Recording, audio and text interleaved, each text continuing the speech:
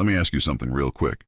Have you ever noticed how two people can make the same amount of money, live in the same city, even work the same job, and one of them always feels broke, stressed, tight, counting every dollar, while the other somehow feels calm, steady, almost unbothered, not rich, not flexing Lambos, just stable? Here's the scary part. The difference between those two people is not income. It's not luck. It's not even intelligence. It's an invisible line. And most people cross it without realizing it. And once you're on the wrong side of that line, money doesn't just stay tight. It starts controlling your decisions, your confidence, and your future. Today we're going to expose that line. Because once you see it, you can't unsee it. And if you don't fix it early, money will quietly own you for decades. Yeah, heavy, but necessary. Let's get into it. Quick question before we continue. Have you ever said, once I make more money, I'll get serious? Yeah. We'll come back to that lie later. Point 1. Broke thinking is reactive. Wealthy thinking is proactive. Here's the first invisible difference. Broke thinking reacts. Wealthy thinking prepares. Broke thinking waits for problems to show up. Unexpected bills, rent increases, emergencies, layoffs. Then panics. Wealthy thinking expects life to punch back. Not pessimistic, just realistic. Very Swiss energy, calm, prepared, no drama. In broke thinking, money is something you deal with when something goes wrong. In wealthy thinking, money is something you position before things happen. That's why one person says, "Man, that expense came out of nowhere." And the other says, "Yeah, I knew something like that would hit eventually." Same event, different mindset. One feels unlucky, the other feels ready. And here's the part nobody likes hearing. If you're always surprised by predictable expenses, you're not unlucky, you're unprepared. And preparation is a mindset before it's ever a bank balance. But here's where it gets uncomfortable. Because most people think they're being proactive, when in reality, they're just busy. And busy is not the same thing as building wealth. Let's talk about that next. Point 2. Busy feels productive, but it's financially dangerous. Broke thinking worships being busy. Side hustles, extra shifts, always grinding, always tired. And hey, respect, hard work matters. But wealthy thinking asks a different question. Is this effort compounding? Or just exhausting? Busy work gives you dopamine today. Compounding decisions give you freedom later. That's why someone can work 60 hours a week and feel stuck, while another person works 40, goes home, and quietly builds leverage. Very Canadian. Low-key, no noise, still winning. Broke thinking says, "I'll just work harder." Wealthy thinking says, "How do I make this easier next year?" If your money requires constant effort to stay alive, you don't have wealth, you have a treadmill. And treadmills go nowhere. Be honest. Are you building something? Or just staying busy so you don't have to think? Yeah. That one stings a bit. Point 3. The invisible line is identity, not income. Here's the core truth most people miss. The invisible line between broke and wealthy thinking is identity, not numbers, not salary, not net worth screenshots. Identity. Broke thinking asks, "What can I afford right now?" Wealthy thinking asks, "What kind of person am I becoming?" Because wealthy people don't build habits to get rich. They build habits that rich people naturally have. They delay gratification. They plan boring things. They say no when it's awkward. They don't need to look rich. Very German, very efficient. Zero flex, all structure. Broke thinking tries to look successful. Wealthy thinking tries to be sustainable. And here's the wild part.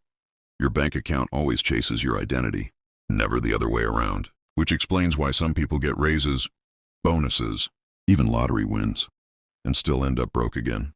Let's talk about that loop. Point 4. Lifestyle inflation is the silent killer. Lifestyle inflation feels innocent. New phone, better apartment, nicer clothes, more delivery, more "I deserve this." And look, you do deserve nice things. But wealthy thinking asks one brutal question. Does this upgrade buy freedom or steal it? Broke thinking upgrades life first and hopes money catches up. Wealthy thinking upgrades capacity first, skills, income streams, investments, then lets lifestyle follow. That's why broke thinking feels pressure to maintain appearances. Wealthy thinking feels pressure to maintain flexibility. Very Norwegian, cold logic, long winters. Long-term planning. If your lifestyle requires your next paycheck, you're not building wealth, you're renting comfort. Quick check. If your income stopped tomorrow, how long could your lifestyle survive? Don't answer out loud, just sit with it. Point 5. Broke thinking chases safety, wealthy thinking builds control. This one flips a lot of brains. Broke thinking wants safety. A safe job. A safe paycheck. A safe routine. Wealthy thinking wants control. Control over time. Control over decisions. Control over downside. Safety feels comforting until it disappears. Control adapts. That's why wealthy thinking diversifies income, skills, and options. Not reckless. Calculated. Very Swiss again. Risk-aware, not risk-averse. If your entire financial life depends on one source, you're not safe. You're exposed. And exposure leads to fear, which brings us to the most dangerous difference of all. Point 6. Fear makes decisions expensive. Fear doesn't just hurt emotionally. It costs money. Broke thinking avoids discomfort. Learning investing, negotiating pay, saying no, starting early. Wealthy thinking tolerates short-term discomfort to avoid long-term regret. That's why wealthy thinkers start before they feel ready. They don't wait for confidence. They build it through action. Very New Zealand energy.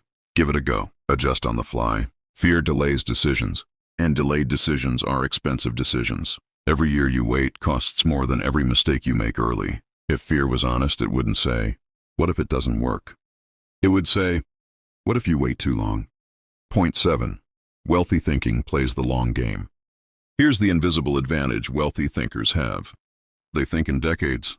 Broke thinking asks, "How do I feel right now?"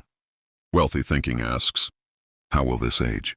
Habits, spending, friends, career paths. Very British understatement. Quiet discipline, no rush. If your decisions only make sense today, they probably hurt tomorrow. The wealthy mindset is boring early. That's the secret. And boring is powerful. Point 8. Complaining is financial poison. This one's brutal. Complaining feels harmless, relatable, socially accepted. But complaining trains your brain to feel powerless.